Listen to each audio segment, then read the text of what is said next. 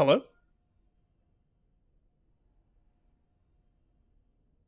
Hello? Hello, hey, how's it going? Good. How about yourself? Good, good. So, just about ready to get everything started here, just booting up all my stuff. Um, Sure, just let me know what I'm supposed to do. right, for sure. So, let's start so I read your intake form. You gave a lot of good Great. info in there.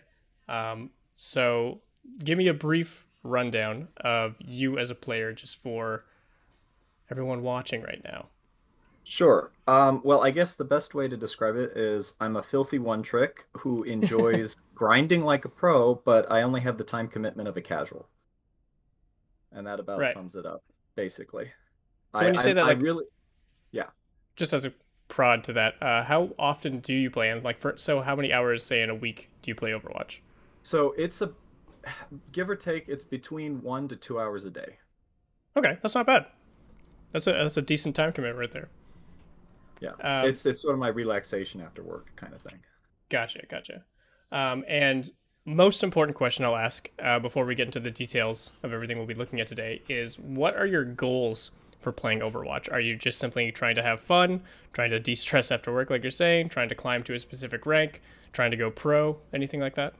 Yeah, so I it's really just for fun, but I really only enjoy the game when I'm trying really hard to understand the intricacies of the game. I don't like just Hmm. sort of relaxing and chilling on the game. I Yeah. really enjoy like trying to maximize my skill. So my goal is really to have fun by pushing my skill as high as possible without changing the quirks that I enjoy out of the game. So, I guess we should get this one out of the way. I really and maybe we can discuss this further. I really hate changing characters mid-game. Like it's Hmm. like my absolute least favorite thing of the game is swapping characters in the middle of a game. So that's like a big weakness of mine, but it's just part of what makes the I just don't have as much fun when I'm forced to swap characters all the time. So, you Yeah, know, for sure. there are like limits there in terms of where I can get my max potential, but I want to push them as high as I can within those while still having fun. Yeah, of course. And so being a one trick, you mentioned you play a lot of both Zen and Brig. Which would you say is like your patented one trick? Which is your main character? So a few seasons ago, I first hit Diamond with Brig, and then I tried to play Mercy because I figured I'd try to branch out, and I dropped like 1200 SR. And then I decided, bah humbug, screw this, and I played Zen, and then I got back up to Diamond, and now I'm floating sort of high plat with both Brig and Zen, but I mostly play Zen. Okay. And what is it about Zen or Zen and Brig that attracted you to those characters? What do you like about them the most as opposed to other supports or other heroes? So I don't know what it is about Brig. I was away from the game for a while, so I picked up Brig thinking, oh, she'd be an easy character. Hmm. That turns out not to be the case, of course. But uh, there's like the Brig is sort of high tempo for me. There's lots of things to do, lots of like I don't know, RPG-esque things that I have to manage with her, which is kind of fun. And with Zen, I really jive with Zen's sort of uh, Zen mentality, the positioning where you're not using these fast abilities or anything. You're just trying to like sort of watch the whole map and position perfectly and Hmm. sort of think ahead and just like there's nothing more satisfying than outplaying a tracer because you heard her coming or you positioned perfectly. So right as she popped out the corner, you right click or something like that. It's that cat and mouse plan ahead gameplay that I like in Zen. For sure. So you like having that foresight. You're not looking to do big, flashy mechanical outplays, but you're looking to have a better understanding of the game at maybe a macro level, and looking to Yeah, better control the yeah. flow of everything. Yeah, sort of just that like quiet dominance through the game rather than like some big flashy play. Okay, yeah, for sure. So you mentioned in your intake form that you're feeling like you're at a bit of a plateau, where you are actively reviewing your own play and doing stuff like that, but you're feeling like you're not able to pinpoint exactly what's going wrong in some situations, and you're feeling maybe there's some things you're missing or not applying properly that you wanted to look at. So you've included a number of different replay codes. Obviously, I haven't taken a look at these prior to this review, so I'll defer to you over which one you'd like to prioritize most. Generally speaking, we only get through one replay code during these sessions. Sure. Yeah. Yeah. So if there's a specific hero, either like Zen or Brig, you'd like to focus on more for this review because they are pretty contrasting heroes, um, or if you'd Yeah. rather focus on a specific game based on what happened in those games. You have a lot of good notes here, but obviously, yeah, I haven't seen them myself. Yeah, let me see. I think I ordered them mostly in order of what I think is probably the best priorities. Sure. So the top one is probably the best. I did put one, most of them are Zen because I've just Hmm. been playing a lot of Zen. But I do have like an 8 minute huge loss where I played some Mercy and Brig really badly. And while I would love to get some coaching on that if we can squeeze it in, simply because A, it was a horrible game. B, it was the one with Lucio in it, and I'm really at a loss of what to deal with, how to deal with Lucio in my one trick ways, and Okay. how to like just have even a hope of winning in those cases. Hmm. And maybe it's just a total loss. I've got to accept trying to play something else, but so maybe if we can squeeze that game in, but I think I've ordered them from top to bottom mostly in Okay. terms of what I think is valuable. Let's Um, start with this first one that you mentioned, and then we'll try and get some time on that other VOD towards the end. I'll try and keep sure. track of time properly to make sure we have enough time to work with to get onto that one. Sure, But sure. here, Yeah. loading into this Eh, first VOD now. all right. And where should I be Here, watching? I'll be sharing my screen over Discord so we can watch Ah, along in got real it. time. Okay. Yep. And jumping over to you, mixing up my settings. Also, if I draw on the screen with my pen tool, you should be able to see that. Um, hopefully. Yeah, I see a cursor. Yeah. All right, perfect. So, before even getting to this VOD, you mentioned having trouble dealing with a support duo in Lucio. Is that due to a lack of healing or a lack of being able to use his speed, his tempo, a lack of being able to get support from your other support? What about Lucio do you think? I know it's not in this VOD, but Yeah, just I yeah. want to get your mindset on it. Why do you think Lucio gives you so much trouble? So I've got both macro social like team player issues there, and also just not knowing what my role is. So Hmm. the um how do basically I don't know at this point when I'm right and when I'm wrong. And so when I get a lot of complaints, especially when we're playing like a Lucio Brig or a Lucio Zen, I get a lot of complaints about, oh well, this is a horrible combination, you've got to swap off and things like that. And if I'm not going to swap off, I want to know where their complaints are correct so I can adapt my play, and where I'm right and in how I'm playing the character. And I don't know that right now. I don't know when I'm doing the right thing, and that's the biggest thing, because I end up tilting my teammates something horrible. And almost always with the Lucios. If we have a Lucio and me on the team, like the rest of the team just gets tilted into oblivion. And I'm not sure how I can best address that other than just swapping a character to what they want. In which case, we're gonna lose the game anyways because I'm terrible at those other characters. So I guess without saying any other heroes are in the game, if you load into a game, you're playing Zen, your support runner locks in Lucio. What do you think your biggest priority is going to be for that game? So my thoughts are that I will try to prop up the front line as best I can and provide some forward pressure to hopefully relieve some of the pressure off the Hmm. main tank, since we're not going to be able to have a lot of burst healing to keep them up. So I'm going to introduce a quick concept before we get started with this VOD. So Zen is a hero that to me focuses on uptime, Right. meaning you I've want to heard be you say stand. this before. Right. Yeah, you want to stay in one location, shoot a bunch, keep your orbs up all the time. You're not really cooldown dependent other than your transcendence and stuff like that. A hero like Lucio is cooldown dependent. Yeah. Which Okay, finds the that makes most sense. value Yeah. out of their speed and out of their boops and stuff like that. There's an Right. obvious clash between win conditions between these two heroes. I would say the same for heroes like compare someone like Orisa to someone like a Roadhog, where Orisa Makes sense. focuses on Yeah. a lot of uptime, Hog focuses on small windows where he wants to flank and find hooks and stuff like that. So both of these heroes trying to compete for the same goal doesn't often make a lot of sense. My Okay. worry Right. for you as a Zenyatta player when playing with Lucio is whether or not you're going to be able to keep up with his cooldown usage, with his speed, if you're hitting the right engage timings that he's going in for, speeding his team along with him, obviously, and things like that. And whether or not his cooldowns are going to align to maintain your uptime. Because if he's using Right. cooldowns aggressively and then all of a sudden they don't get value, how are you going to maintain uptime if now you're over aggressed, if enemies start jumping on you and these kind of things, if he's already used those cooldowns? So So the would it be better just for me to switch to Brig right out the bat and just try to make that work? I would say almost similar issues might happen, but a bigger issue then would be obviously the lack of sort of reach. So the one benefit of running Yeah, yeah, Zen okay, right. with Lucio is that you don't necessarily need to find value at the same time as Lucio to still find your own value. Whereas with Okay, Brig, since you're melee range and since you're playing with the team, if you and Lucio don't get value out of your cooldowns and with your uptime during those short windows, then neither of you are doing anything during that fight, and your team can get and we're rolled over. host. And Yeah, both of these okay, compositions, as I'm sure you know, have very low healing compared to having an Ana, a Baptiste, a Mercy, a Moira, someone with just more right. raw healing numbers. So what that means is, again, your windows, while they still are existing in strong bursts, are even shorter because you don't have the healing to maintain them.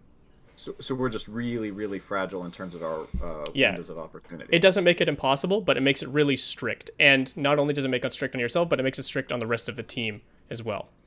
Healing in general, Okay. a lot of people view supports as just healers, which is definitely the wrong way to look at it. But healing is a very important tool in Overwatch in order to lengthen opportunity windows and to make sure uptime is being maximized, which is why you often see heroes supporting Zen. Since he's so uptime focused, he is probably the greediest support you could pick in this entire game. And people want to have him carry the game by maintaining his uptime. They focus on other heroes that can supplement healing, and or maybe other heroes that can supplement Zen's uptime, like a Brigida or someone to peel for the Zenyatta, something like that. Right. Okay. Yeah, I mostly hear complaints about no heals. Yeah, I and mean again, that, but it's a very shallow mindset, but there is some merit to it.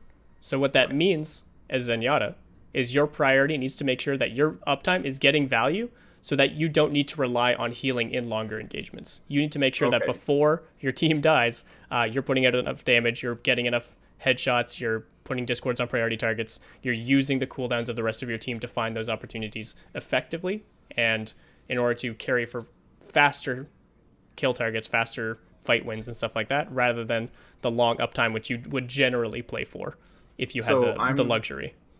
yeah. So when you say uptime in those situations, or just in general, you're talking about the amount of the time at which I'm actively applying pressure to the other team.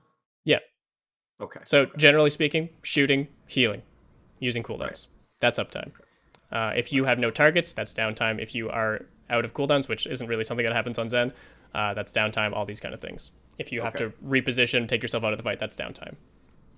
So making Okay. sure, again, those uptime windows need to be, although they should be ideally constant, obviously, they need to be at their peak during the cooldown usage of someone like a Lucio. Yeah. So I have to be like really on my game in terms of making sure I'm always safe but in Mm-hmm. the fight, basically. Yes. Contrast that to a composition like this, where we have someone who dishes out more healing, but isn't as cooldown reliant. Again, we have sort of like two uptime heroes in this composition. Ana, while still having strong cooldowns, doesn't need those cooldowns to be effective. She still puts out good healing numbers. She still has really good range, similar to Zenyatta, and she can still do a lot during a fight just with her gun. So Right. your Okay. priority in a composition like this, or if you had a Baptiste on your team, or if you had a Mercy on your team, or people like that, or a Moira, your priority should more to be focus on your most beneficial moments rather than trying to keep up with the rest of the team. You should be thinking about what works for you. And already I can see you're thinking about that based on your position. You're not worried about your team holding this choke, pushing forward, and rushing into them with like a Lucio speed or anything. You're playing to make sure that you can stay here as long as possible, right? That's why you maintain this Yeah. range. That's why you maintain Yeah. these sight lines. That's why you have good fallback angles to kite this way if you want, these kind of Yeah. things. This is just maybe you haven't thought too hard about it, but this is pretty much understood to be a strong position for backline to play because of all these reasons. So Yeah. I that's do good. have Gold star.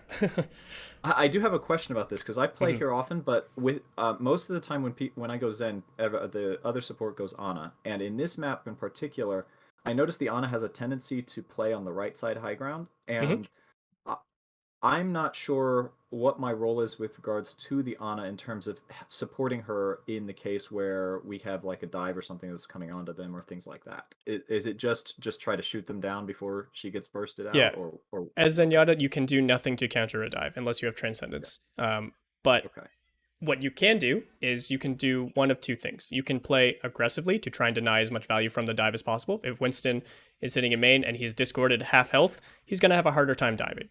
If he's forced to use his bubble early, all this kind of stuff. you can play split threats so that if your Ana dies and she gets bubbled off, you're still doing maximum uptime during that time. Vice versa, if you get dove and you're forced to back off, Ana has maximum uptime during those windows. So you split your threats, similar to how if you had double hit scan right now, maybe you have an Ashe over here, maybe you have a Kree over here, so that they both can't be denied at the same time. Okay, all right. But yeah, ultimately, you don't really play to save Ana. You play to get value from Ana's position yourself, either by supplementing it and having you both be unkillable if you get dove by like something like a solo Winston, by having more damage, because again, you're focused on that damage uptime as Zenyatta over what Ana would prioritize healing, or you focus on splitting your threats so that you both can't be taken out of the fight. Okay. All right, that makes sense. Yeah. All right. With all that out of the way, I think we can start watching the VOD now. If there's any questions that come up as we're going through it, feel free to ask me to pause, and we can dive into some more topics. Sure, absolutely. I am going to try and focus not as much on your mechanical play and more about your decision making and things like that, since that's a lot of what you brought up during, or from your intake form, that is. Yeah. Yeah, my mechanics just aren't that great. Well, that's something that we improve over time.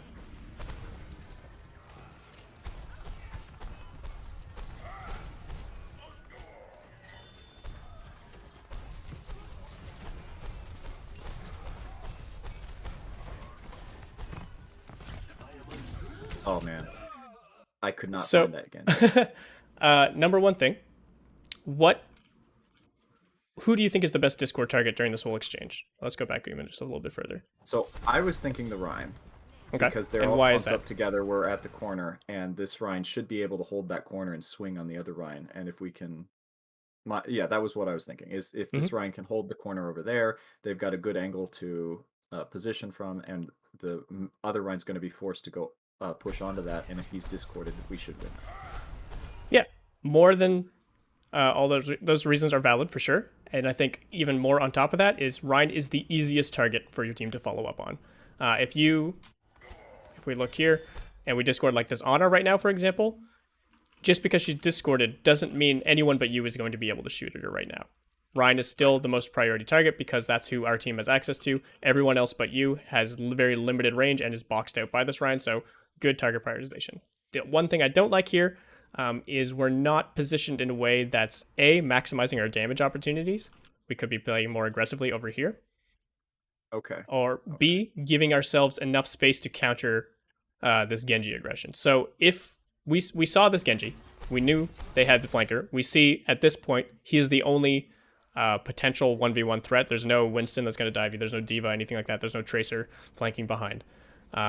So yeah, I did not see him at this point. I didn't realize that they had a Genji right now. So are you sure? Because you shot at him a lot. Yeah, no, I didn't. I didn't know what I was shooting at. It did not at all register to me that was a Genji. That's a dive threat. I am in a bad position, backed up against the wall. Because when I go into this, I think, okay, I can drop down, I can hide, fall off the bridge or something like that. And I blanked on that. I did not realize there was a Genji there. So I've got some homework for you already. Okay. 15 seconds into the game at 3:45 on this timer, we hit tab. We look at every single one of the enemy team members, and we think to ourselves, who is an active threat to me and my position? In this case, it's literally only Genji, unless maybe someone like Soldier gets out here and he starts free firing on you. But given that we're planning to hold space around here, we're planning on supporting our team in a fight around here, so they shouldn't have much access to this space. The only active threat to us, unless we're like walked up all the way up here, we get hooked by Hog or something, is going to be this Genji. So we need to identify that extremely, at least more quickly than this. And again, since we discorded it, we shot it, there's no excuses for that one. Yeah.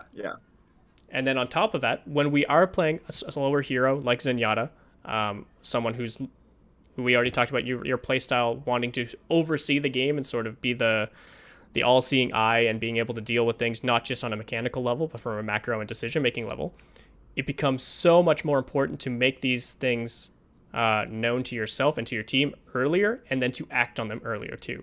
So because you have no mobility, because you're not Lucio, because you're not Brig, you don't have that survivability either, you are the most vulnerable member on your team, and you're the only person who can help yourself, and you need to be doing something proactive in order to do that. Even without Genji jumping on you right Right. this second, you need to be thinking, where is this Genji going to come from? What am I going to do about it? So And what should again, I have done here when I see him? Do I like if he I know he's going to come for me. He's seen me. mhm. I ideally have recognized him as a threat. I'm not sure where I would go to deal with that. I'd say you have one of two options. Either A, you take yourself out of the fight and you start rotating back towards your team. This incurs a Okay. lot of downtime, but it guarantees you'll be safe, at Okay. least for the time being. It means your team might have a harder time dealing with this threat, but it means at the very least you won't be taken out of the fight. Or option B, which is a little bit more aggressive, you play more towards this angle, which in this case, if Genji jumps on you here, you at least have space to kite back towards second point, maybe towards this mini, towards this corner, and you force him to chase you for as long as possible, giving yourself as much time to keep that distance and maintain pressure. In a situation like this, it actually benefits you too to be more in open space versus someone like Genji. Obviously, if the soldier over here was the threat, you'd want to be more in tight space, but because it's Genji who's the threat, he can absolutely get on top of you and continue this kill as long as he wants. He has a lot of tools to deal with you in close space, so giving yourself more space, potentially maintaining the distance over him, getting a discord and a headshot will just force him to back up or burn his deflect, and then you buy yourself some more time. So you give All yourself right, that more makes sense. options to play here, as well as keeping yourself up for longer during the fight. Because even if you drop down here, you can still throw out discords. Even if you back around this corner, maybe you can repeak, maybe you can get the mini and repeak, these kind of things. Right. Okay, that makes sense. But it's the indecision. I don't Yeah. care which one you choose, but we need to choose something. Right. Okay. And again, the re-discord on the Hog here, and then the re-discord on the Rhine, I think it's just unnecessary button pressing. What I would like Yeah, I to was a see little more than anything... indecisive there. Again, I think you had the right call, discording the Rhine. I think orbing the Zarya was okay. I think I would rather see you keep the orb on the Rhine because the tick damage that he's going to be getting is going to be more... I mean, this is such an optimization thing, but you get more healing value out of healing armor than you do healing normal health or shields. Yeah. Yeah. Thank you. Yeah, so I Akira. normally try to prioritize, given the Mhm. option, the healing the one with the armor.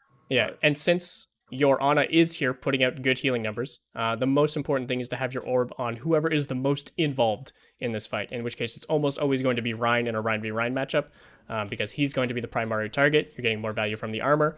He's likely taking the most damage, and even if your Zarya is a half HP, she was in a safe enough position, thanks to Rhine shield, thanks to geometry, and thanks to Ana, that your healing orb wouldn't really make too much of a difference. okay. So better to be more prepared for more things happening. But yeah, biggest problem, obviously, without getting too nitpicky, would be responding to the Genji. And again, once we get in the habit of checking tab at 15 seconds, being aware of those threats, making decisions sooner, that will no longer be an issue. It's not enough to react. It's not enough to see a threat coming and then change our course of action after that fact. We need to predict and anticipate as much as we can, especially Right, when we're yeah. we're landlocked Yeah. as Zenyatta. Right. And I'm all alone here. There's no help coming for me in a sense, so I have to handle that. Go for some good poke. Good to not commit here, obviously. You have no space to work with. You're not going to be able to do anything by yourself.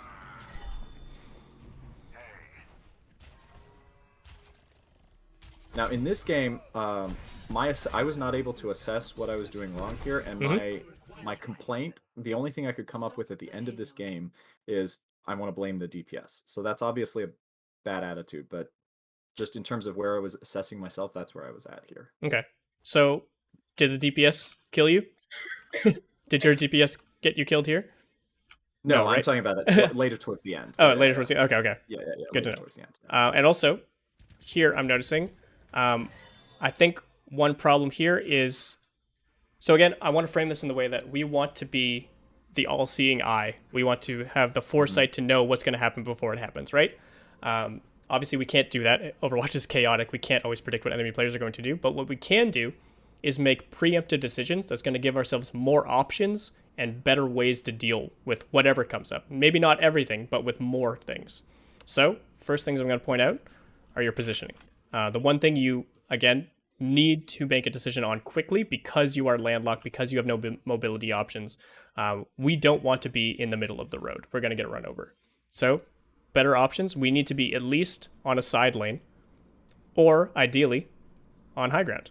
I don't know why I was drawing an A for Ana, but a side lane like this, where you have more range and more adaptability when it comes to how you kite, because you have more natural cover you can fall back to, more health packs, stuff like that, or route to the high ground. Maybe somewhere like Okay. this if you want to be really aggressive, but even this I would say is too far forward. But ideally, I think your position here should be up here. And again, Okay. it's not because you're untouchable here or anything like that. It's because this is what's going to give you more defensive options to survive whatever they throw at you. Right, Getting this on top of you, maximizes my options. exactly. Getting onto you from here, say Genji's flanking over here, or he's coming from main, or he's over here, or he's all the way behind you. It takes more time to hit high ground, first of all, but it's also going to take more time through your team's sight lines. It's going to take potential cooldowns if he dashes or uses his deflect to survive that time, or get close to the distance sooner. Versus what we're seeing here, all he has to do is like come through this choke. Like one dash, and I'm done. He's fully covered up to this point. He sees you, left click, dash, dead.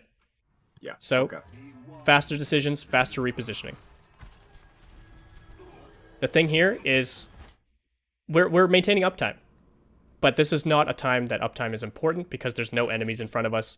There's nothing to be shooting at. There's no important fight breaking out. It's about to, but it's not happening at this moment. So you had about 10, 15 seconds since we noticed we weren't able to retouch, that you had time to rotate to this high ground.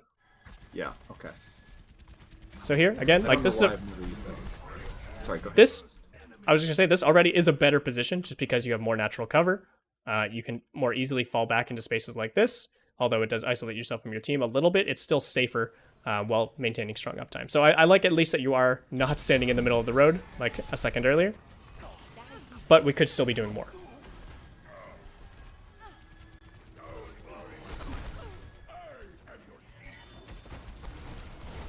Another thing about Zenyatta is you want to think of yourself not just as a backline member, as a support. Oh, nice. Nice flashbang from your McCree. Nice Discord to get the kill.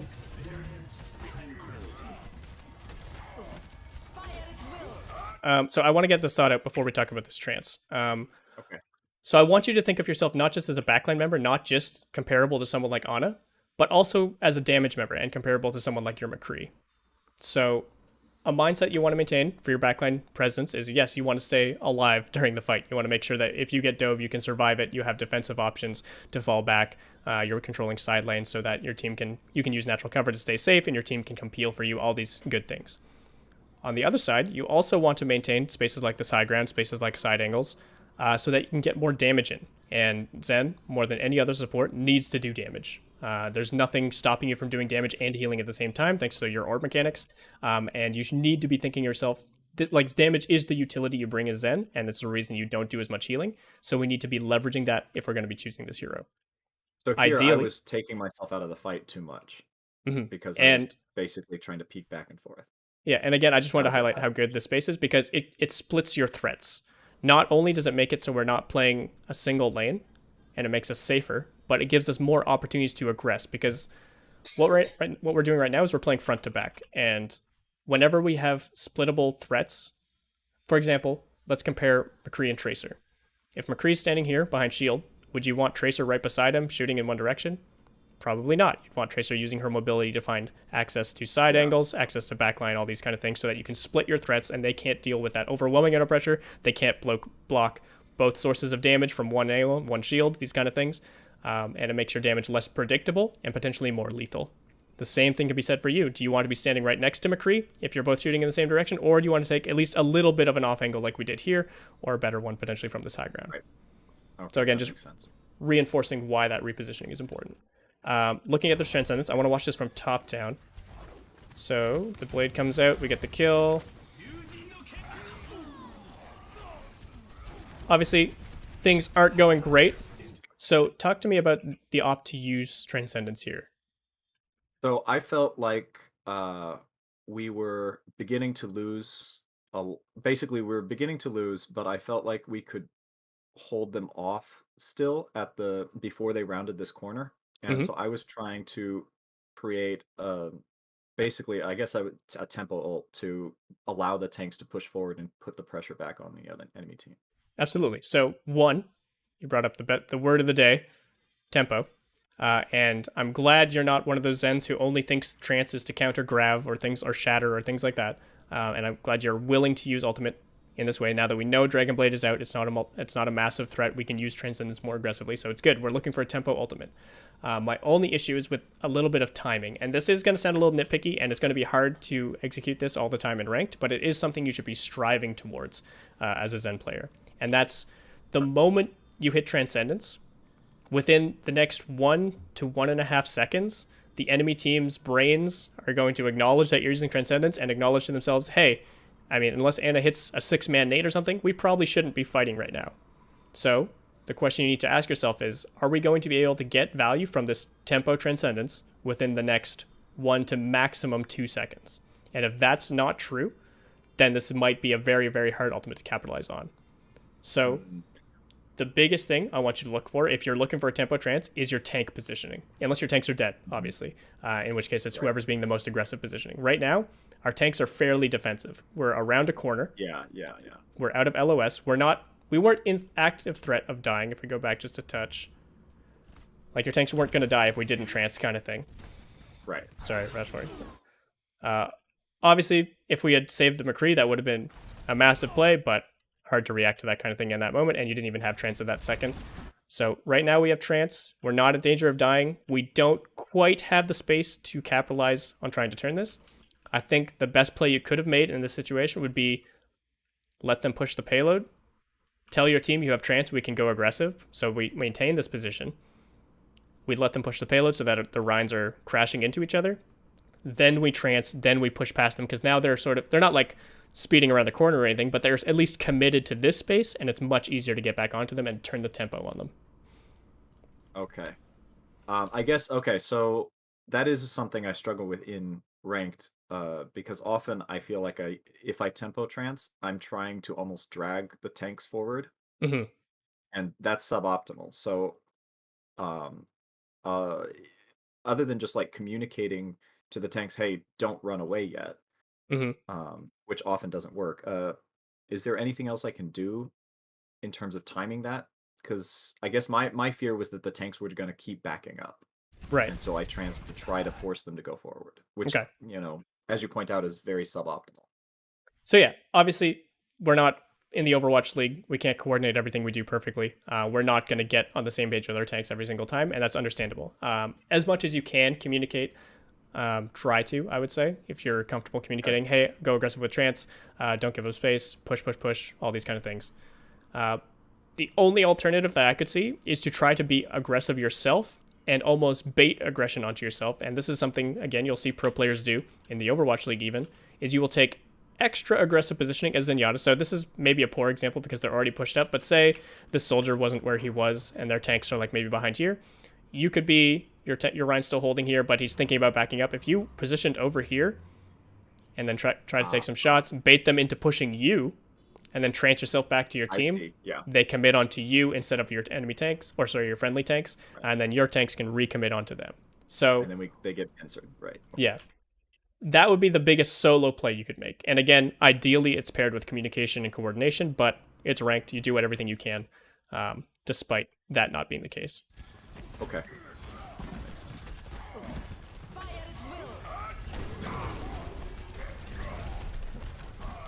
So yeah, as we can see, like, they didn't even have to back up that much because they were already so far back that the trance, even with followed up with a grab, was really hard to get anything done. So it's not that it was like a wasted ultimate or a bad ultimate or anything like that. It's that we didn't time it properly. Your idea behind it was good, and you should maintain that mindset when looking for aggressive trance usage. But we need to be more strict about our timing and really look for triggers to enable that play rather than just drag your team forward, keep them pulling them forward on a leash or anything like that. Right. Okay.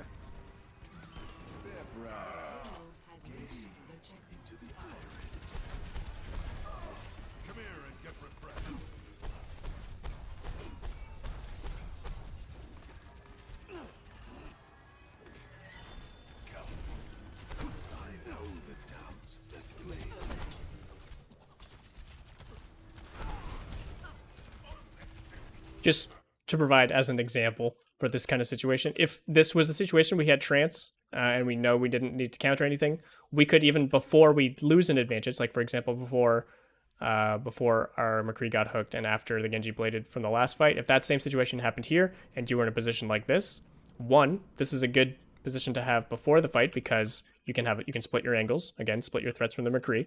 You have a relatively safe position. If you get dove or if they rush you or things like that, either the support from your team will be enough to counter it, or if you had Transcendence, you can bait those things onto yourself and then capitalize by collapsing onto them, just as an example. Okay. Yeah, that makes sense.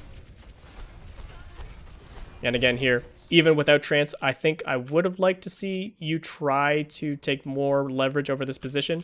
We saw all of the enemy team approaching from one angle, and unfortunately we're backing into a single angle ourselves. So again, both teams right now are playing front to back. We can find a neutral advantage just through damage by potentially splitting our threats on an angle like this. And I get this is a scary thing to do with Zen, but even like taking an angle like this, where you're like far back here, would have found more damage and more priority than this angle. That makes sense, yeah. Look for any opportunity that you can for situations like that, especially even if when you're on defense. Angles a little bit. Yeah, exactly. It'll help, yeah. Yeah, even like this is such a small thing to say, but like even as they're approaching this corner, even like being here and here is better than both being here, even though it's like such a small margin. Right.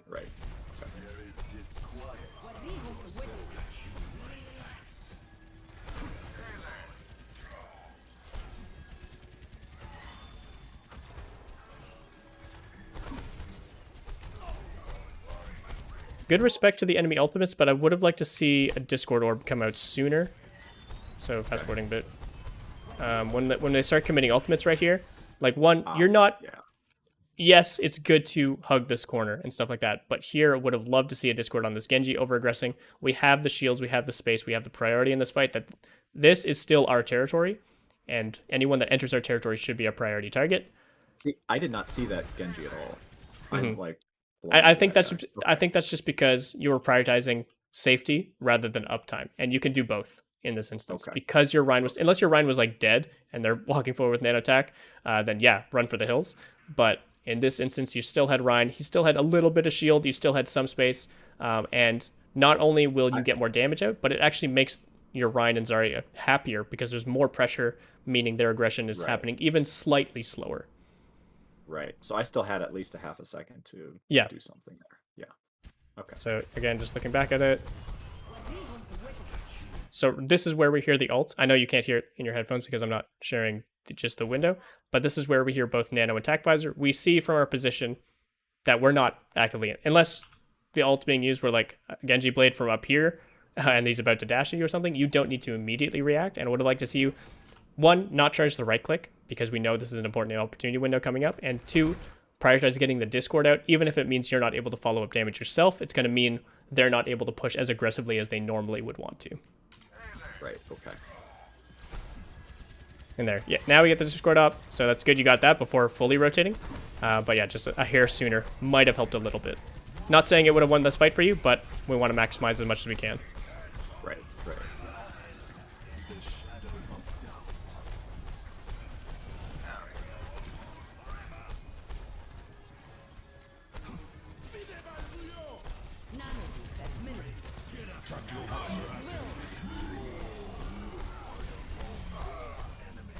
Not bad. Good safety, good awareness of the Genji. The only thing I would have said is I think you could have looked, as soon as your team was like ready to commit here, as soon as we commit this Nano, for example, I think we could be looking to make an aggressive move to rotate over here to split our damage again. Because if they're dealing with Nano Soldier and they're putting all their resources and damage into dealing with his aggression, you don't want to be attacking from the same angle, like we talked about earlier. Yeah. And that kind of stuff. Because they're already putting their resources there, so you know where they're going to be. So try and get around. So them. I could have just been a little more aggressive here, taken a more aggressive angle, and again, it wasn't needed because we wiped them with a bunch of ultimates. But if we make these decisions more consciously and more consistently, it's going to mean the fights that aren't as clear cut might start going in our favor. Right. Again, I'll just say this as like a rule for everyone playing this game ever. Unless you have a really explicit purpose, there is really no reason you should be on the cart or even on the main lane. So do you understand? Have you heard the term lane before or have heard that concept before? Right. Yeah. So Just Yeah. to highlight it one more time, like before when we were playing here, we were in the main lane because that's where the payload's pushing. We should be offset from that lane. Same thing here, even by a little bit. Maybe we can offset as Zen just by using range, by playing further back here. And still, unless we're expecting our team to go like really aggressive, which given that we used most of all our wins last fight, that's probably not the case. But even if it was, we could be playing over here. Yeah, ready to trance aggressively. Back on the stairs. We could be back here. There's tons of other options that aren't right here because we're really not getting anything from this position. We get 2 shots before we're forced to back up, kind of thing. If we don't back up, we get caught out of position or we get forced to trance a little bit too early.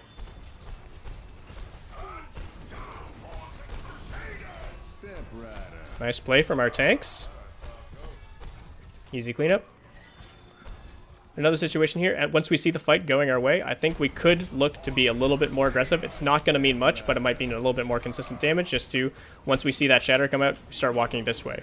We start walking to get more consistent discords and stuff like that. We start walking forward to maybe clean up some of these kills. Small things, but given the situation, could have meant the difference between staggering this Baptiste an extra 10 seconds. Who knows?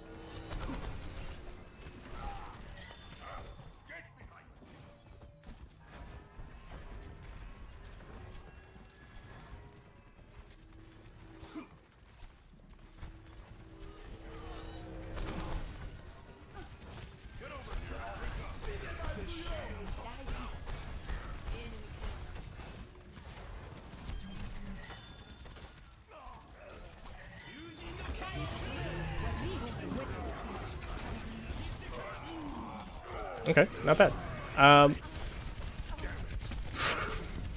Oh my goodness. We are the luckiest Zenyatta in the world. Up to that moment, though. Yeah. So, not to trap you in a question or anything, but do you practice alt tracking at all when you play? I've tried, and I like when I play Reinhardt, I try to track the enemy Reinhardt. I try to track ults. As Zen, it's a struggle for me. Gotcha.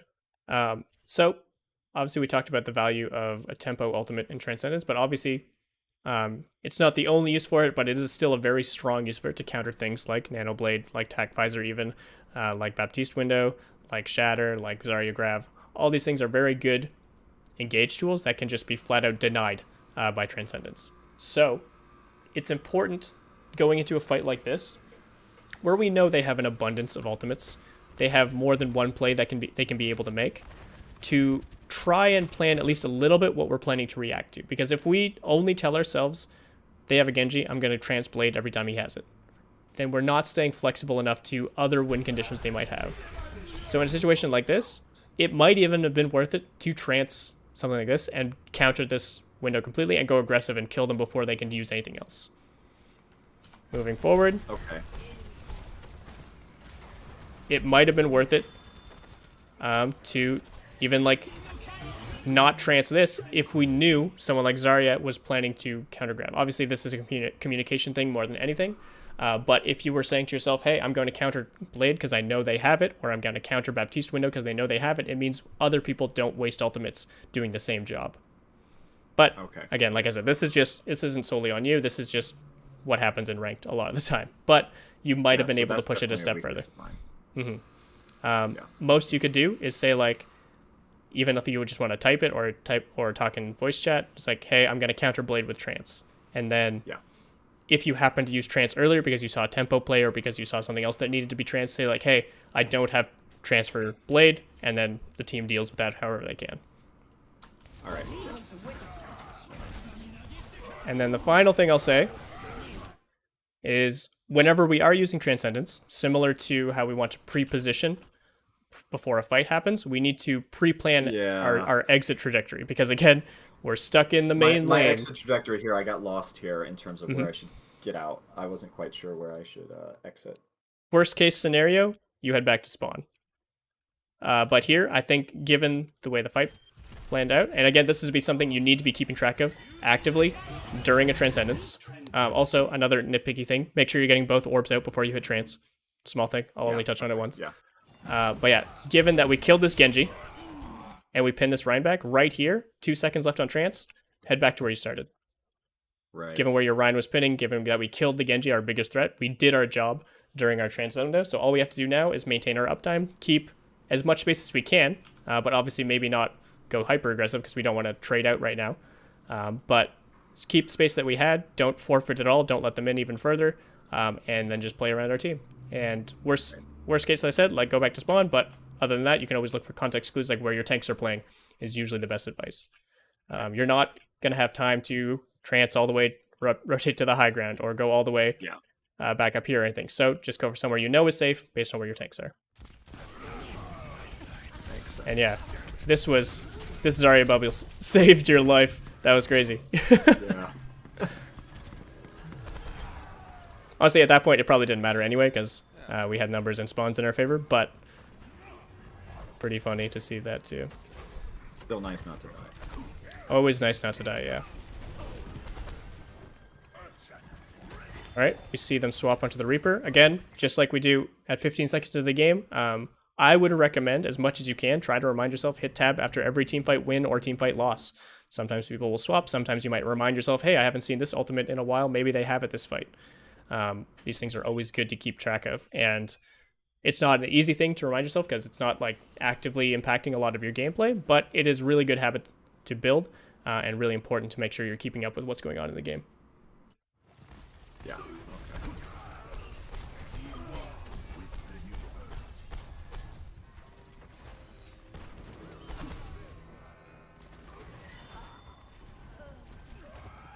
Yep, good. I mean, we found enough advantage.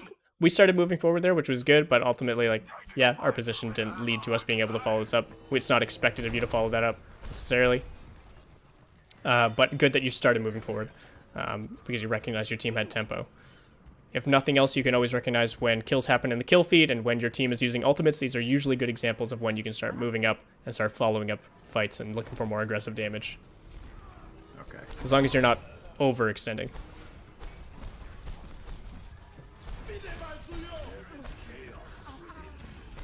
Poor Ana.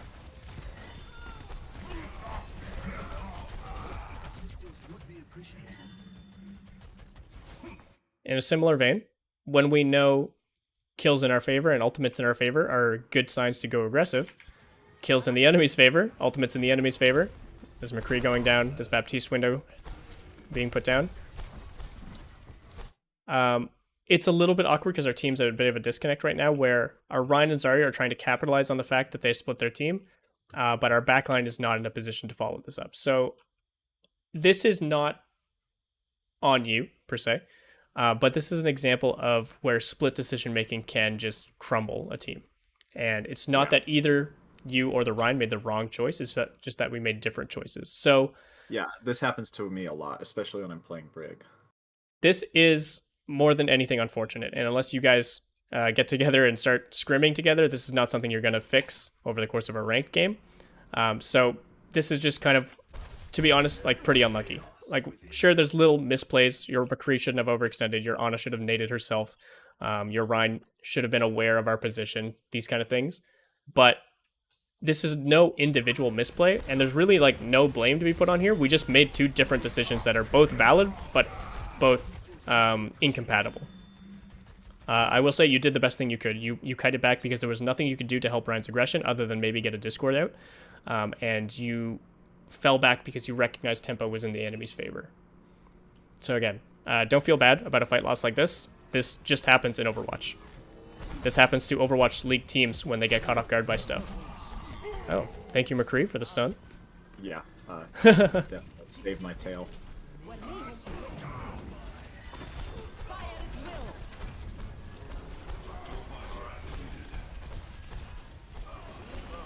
Oh, it hurts. we got to see that a little sooner. Yeah, that one's bad. Yeah, this is not seeing they have a Genji on the enemy team all over again. Yeah, my team awareness is really bad. So, I mean, this is like an obvious one, but just one of those cases where I think we're too tunneled on one thing. We're too tunneled right now on doing damage, keeping Discords out, and maintaining and trying to win this fight back, when really we have like 5 other things we need to be paying attention to. Like, hey, can we aggress more and take a more aggressive position right now because we just killed their soldier and there's no one over here? Do we respond to this Reaper TP in any different way? Obviously, we'd like to see a rotation sooner, these kind of things. Do we want to split because we see our soldier over here? Maybe I can take more space over here since the shield's going to be responding to that threat. There's always another layer of things we can be prepping for. So the way you're going to push yourself in this sort of macro understanding, team fight centered gameplay and mindset is by just working and pushing your brain to think one step further in advance. And like I said, not everything you plan is going to happen in front of your eyes. But what's important is that you're open and able to make new decisions as team fights develop. So if this Reaper TPs, maybe it doesn't matter because we're already starting to play for more flexible space. We're already thinking before we even see the TP is like, hey, based on where my team is, I'd like to be more aggressive, and I have that option. Or if we were on the opposite side, for example, maybe I need to play more defensive. This is a pretty poor example because there's not a lot of good space right now, but I think you get the point I'm trying to get across. And again, it's not even about the active decisions you're making. It's about your ability to take in this new information and stay flexible to be able to make whatever is needed. So not only do you need to be faster at reacting to things, you just need to be thinking about more things. And that's not an easy prescription to give you, and I'm sorry. That's not a very direct thing that you can start working on, but the way that you tackle, the way you tackle a problem like that is by working at it step by step. So again, the homework I gave you, number one thing you need to be thinking of is 15 seconds into the match, every single team fight you're walking into, what heroes are on the enemy team? Beyond that, you can push yourself. What ultimates are coming out? How is this Genji liking to play? Is he flanking a lot or is he playing with the team? And then you start changing your play more and more based on these new information you're taking in until eventually you get to the point where you're adapting mid-team fight. Okay, I already know what heroes are playing. I already know what ultimates are on the table. I already know the play style of this Genji who's been hunting me all game, so I'm making different decisions. Now I'm thinking to myself, okay, I have a way of playing the game, but I'm still open to new information. Oh, they swapped Reaper. Oh, he's TPing on me. Oh, my soldier's tac visoring over here. And then you adapt all those things into your active gameplay, not just your reactions, not just your anticipations, and it happens more in real time. But don't expect that to happen tomorrow. I always throw this caveat out there, but like learning these things takes time and takes a decent amount of time. You need to give yourself time to process all this new information, put it into practice in actual game settings, and really get comfortable with it. And to be honest, a lot of times when I tell people things like this, they go on losing streaks because they're thinking about too much. Try as much as you can not to tie success or progress in any of these areas around your SR level or anything like that. Try to just keep pushing yourself, and it's going to be uncomfortable and it's not going to be fun in some of these games, and you're going to feel like, hey, I thought I did everything right, but sometimes games can just be unwinnable as well. Like we saw that previous team fight. That wasn't because you made a bad decision or you didn't account for anything. It was because your team just didn't play the same way, and that happens, and we need to be okay with that. Yep, that makes sense. All right, I talked for a long time. So do you have any questions about anything we've said so far? I guess no, not everything you've said so far is just going to take some work to implement. Absolutely. I guess my interpretation is: are you saying that my main weakness is that I'm not seeing extra layers of opportunity and I'm not capitalizing on that, so I'm sort of creating a weaker position than we could have in the fights? So to me, your biggest problem is twofold.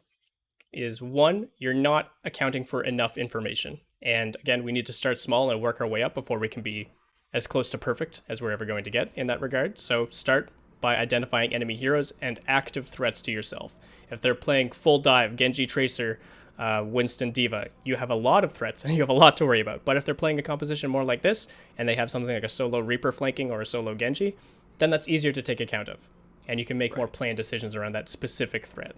So again, like if you were playing against full dive, you want to play sometimes back in your spawn or all the way in Africa and far away from your team to stay as safe as possible, maintain really long sight lines and stuff like that. But start gauging and making proactive and just actively challenging yourself to try and do more while still respecting all those threats. But then number two is once you do take in that information and once you do make those smart decisions is we need to be acting on them sooner.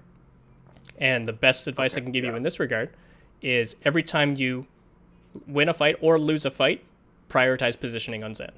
And this will be different from any other hero in the game because other heroes have different sightlines, have different mobility, have different priority about where they want to be, these kind of things. So if you want to focus solely on Zen, think not only about safety and ability to kite and natural cover and have access to your team to peel for you, think also about damage. I would also say the same for someone like Ana. If they want to look for aggressive nades and stuff like that, you need to also find opportunities to do that job while still without sacrificing your survivability and your own personal safety kind of thing. Right. Okay. So those are the two big areas. All right. All right. So yeah, we are 55 minutes into the VOD, and I did want to take a look at that other replay code, but was there anything from this attack phase that you remember that you wanted to cover from the session as well? I don't know that we'll have any time to look at it. We basically lost this right at the last push. Right at the end, they went stall characters, and we just couldn't close it out. And I think maybe analyzing that would take a bit too much time, more than we have. Yeah, fair enough. But yeah, but no, this is good. Yeah, I think we already covered like a lot of good topics here, and like I said, I didn't want to talk too much about your mechanics. I noticed a few things, but honestly I don't think they're worth bringing up. I'd rather you focus on your decision making tree and stuff like that and continue to work on your mechanics like over time. Like you said, you don't play this game 40 hours a week or anything, so obviously your mechanics might take a little longer to continue growth on them, but it's something that will naturally come with time as well as concentrated effort. But like I said, for now, those two areas that we talked about should be your focus. All right, sounds good. And and if you wanted some entertainment, you could play that last Lucio one on like double speed if you wanted. All right. And you can just see we'll take a look how much worse I am. So I don't play Zen on this one. I try to play Mercy and Brig, and it's an epic fail. An epic fail. Haven't heard that term in a while. So again, just to recap, so we already talked about with working with Lucio, playing Zen or Brig is going to be a lower amount of healing than most teams are accustomed to. And that's okay. That's not a bad thing. And people do need to learn that supports do more than just heal. So that's not necessarily on you. But what it does mean is that your windows for opportunity, both for you and the rest of your team, are shorter than they would normally be if you were playing something like an Ana, Baptiste, Moira, or a Mercy. So as long as you keep that in mind and understand that you're sacrificing length of team fight for other utility, and as long as you're getting value from that other utility, things will be okay. Yeah. Okay. But yeah, let's take a look.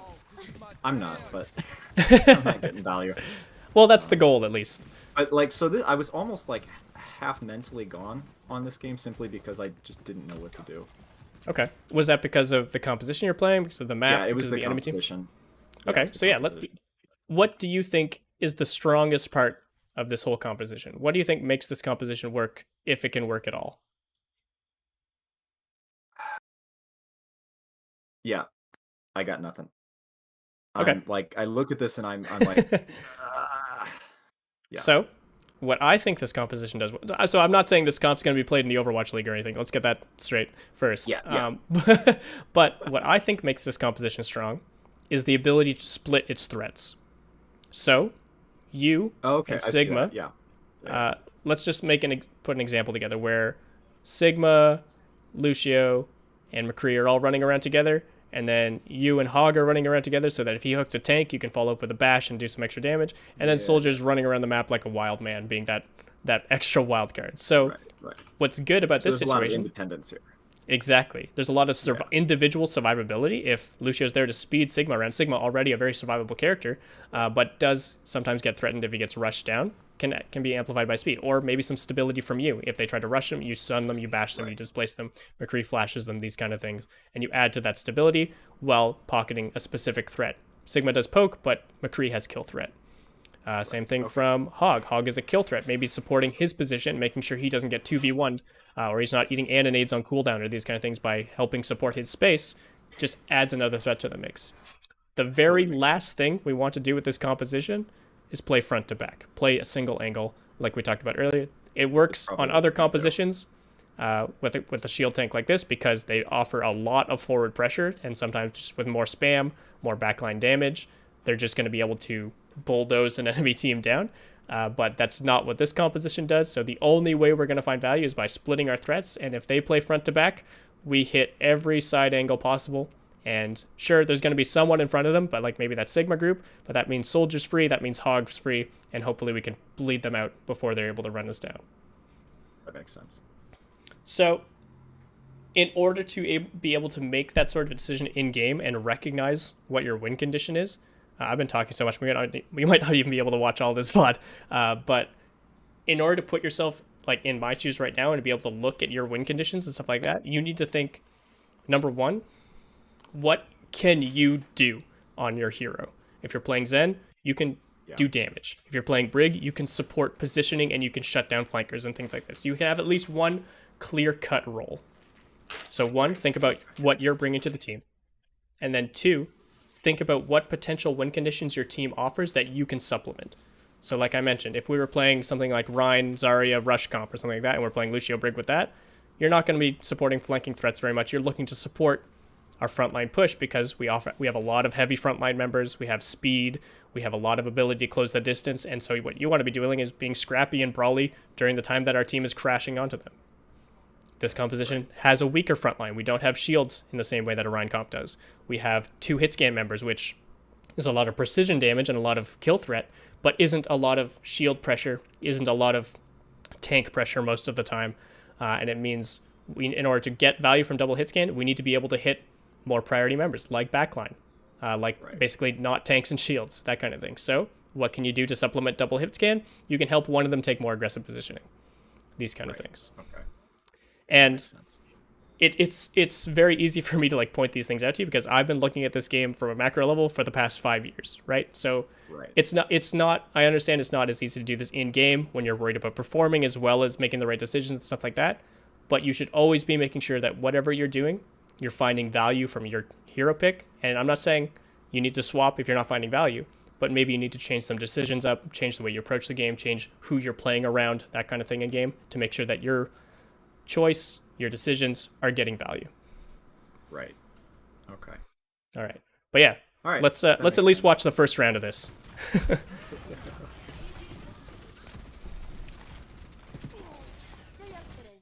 So right away, I'm noticing a habit that I thought I might have noticed in the previous VOD on Zen, but it wasn't as obvious, is you pay too much attention to who you want to heal and not enough attention to your threats.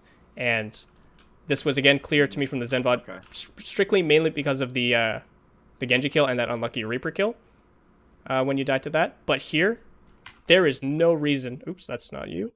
There's no reason for you to be crossing this distance and looking at your McCree and your soldier. There's just no reason. Cross this distance with your shield up. I guess I thought I was maybe looking for a tracer, but yeah, that makes sense. Yeah, if you're looking for a tracer, that's great.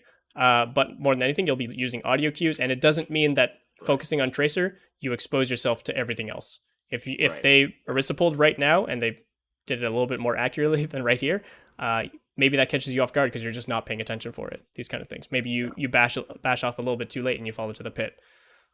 Yep.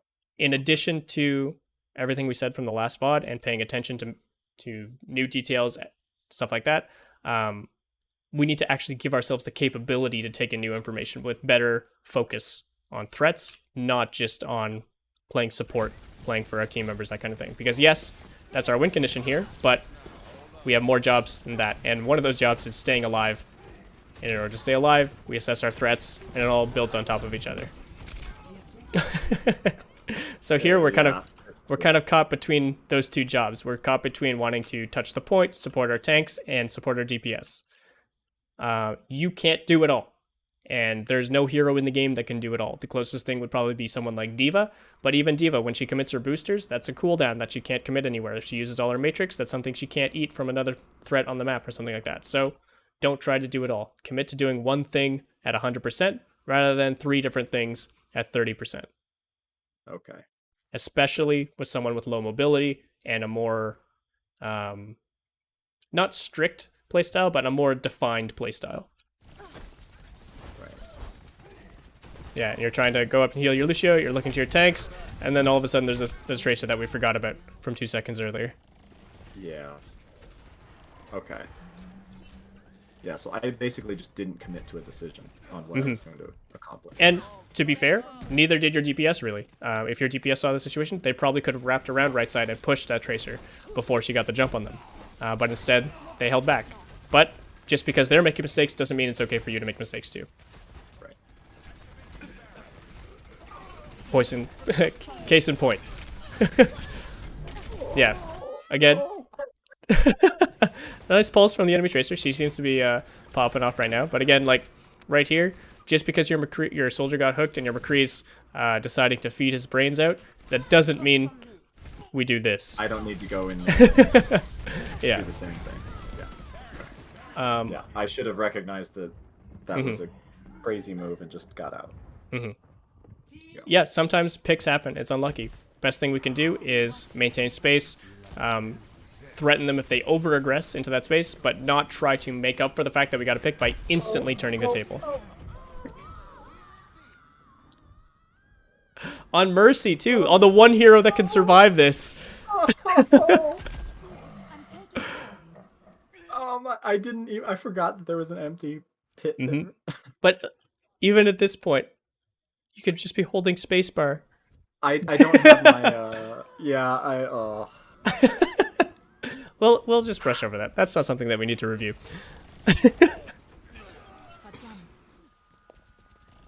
Oh yeah, this round might be over quicker than I thought. Oh, it's done. It's gonna be over real fast.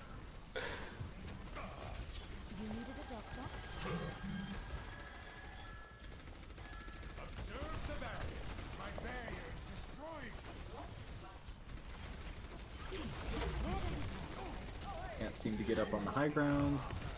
So you said you don't play much Mercy, right? I did, but I was really bad at her. Okay. She's not like a super mechanically intense hero or anything like that, but in a similar vein, even if you're not focused on mechanics, there's still a ton of decision making we need to be doing. So I think this is what we'll probably close out the VOD with. I can kind of see where this game is going. But yeah. Just to give you a brief crash course on Mercy, number one, you should work on GA mechanics, get used to how the fly acts and reacts to certain situations. Play with your settings. If you like to toggle beam, if you like to prefer beam target on your GA, stuff like that, it's good to have a good understanding of how the different mechanics work. Ultimately, that can only be given to you in time, but you can even just run to the practice range and try this out for 10-15 minutes and get a decent idea. Outside of that, your job as Mercy is a little bit similar to Brig in this composition. Again, we're not playing frontline. If we run down their front line, we are going to die straight up just to them holding mouse 1 without even aiming their cursors at us. They just have that much more damage than we do. So, we get around the shields. We pocket. I have to support off angles. Yes.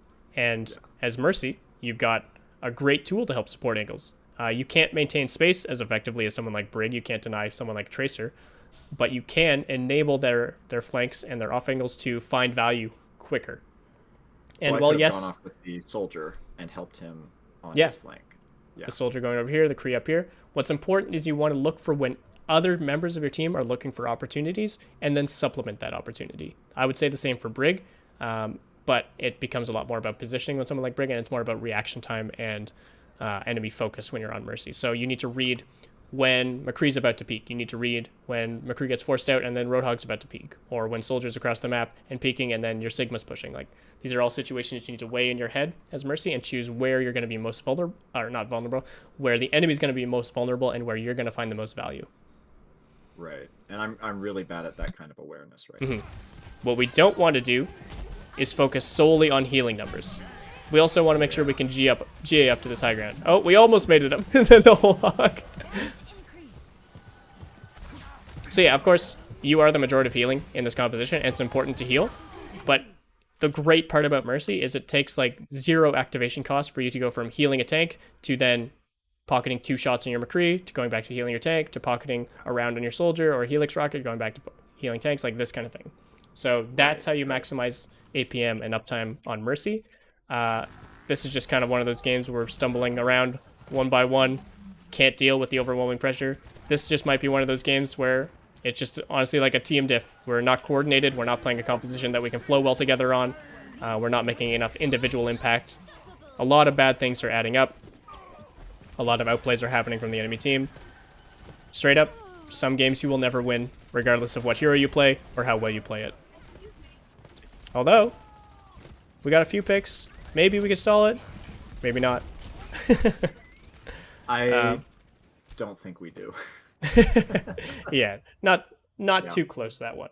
But yeah, even if there was nothing you could have done to like carry this game, there are things you could have done better that I identified like again like right off the bat that you need to be taking account of as often as you can. Get consistent with it, and this applies. It's not hero specific, but it can change the way you adapt it into different heroes and stuff like that. Right, that makes sense. All right. I would not have seen or thought of the strategy of basically doing like a split, a 3-split comp or something like that to focus on off angles. I wouldn't have identified that, or the fact that I could help hold a position for an off angle for one of the DPS or the hog or something like that. So as a general piece of advice, and this might be hard to see at first, but it's something you can start looking for in your games, is there's generally 2 situations you want to look out for to supplement your team as a support. You want to either supplement engage opportunities, which more often than not, especially in like the metal ranks as we call them, will look like ultimates being used, or long-term win conditions which are able to close out a fight, which in the same vein can look like ultimates or can look like priority positioning, can look like overlapping cooldowns, can look like just shield management and stuff like that. So the other VOD's obviously a better example of this, but for example, in a composition like this, back when they were on Hog, an example engage opportunity would be a flanking DPS. It's not going to win the fight, but maybe it forces Orisa to go from playing from here to playing back here. That's a way into the fight, into more space. How do we close out this fight then? Well, it's not enough to find one flanking opportunity. Maybe we need to be able to find a flank that finds a kill. Or maybe we do this a couple more times when we force them off the point and they're forced to overextend and stuff like this. Or maybe we layer a timing where someone peeks over here and someone peeks over here at the same time and one of those people find a kill. And then we can snowball that into more kills and all that kind of stuff.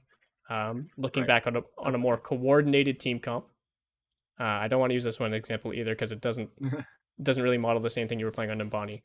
But when we were playing that Rhine comp and we were playing Zenyatta, an opening condition could be you finding flank damage as Zen while your Rhine's holding here. If they aggress onto Rhine, you do even more damage, like we saw on first point.